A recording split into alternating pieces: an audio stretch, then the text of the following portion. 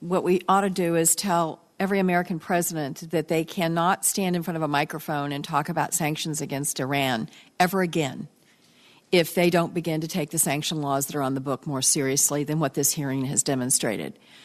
And this is not the first time we've covered this subject matter. I know that I had the opportunity to talk to General Petraeus about it at a hearing in Armed Services. I know there was a hearing in the Armed Services Committee about this. It is no wonder Iran is so disrespectful if we cannot get our act together to enforce the laws that are on the books. And passing more laws isn't going to do any good if we don't have the political will to do what we need to do.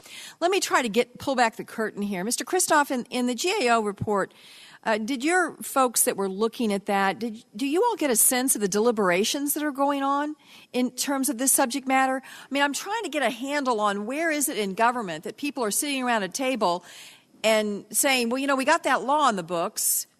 Should we ignore it? Should we try to enforce it? Is that conversation even going on somewhere? And if so, where?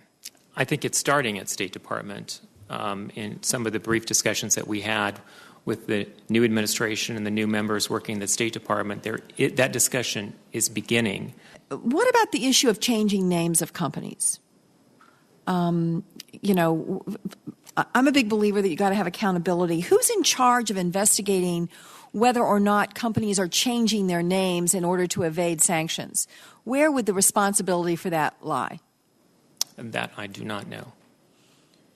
Would you like to take a stab at it, Ms. Pletka? You have been around this subject matter for probably more years than you want to admit. Yes, that's probably true. Who in the grand labyrinth of government is supposed to be in charge of even tracking what companies fall under these sanctions, much less enforcing them?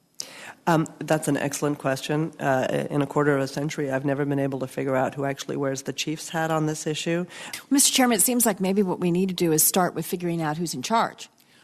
I think maybe we've avoided accountability on this because we've not slowed down long enough to figure out who is the person in government that's not doing their job. And as long as we don't identify who that person is, they're not going to do their job. It's mind-boggling to me that we don't know who to yell at.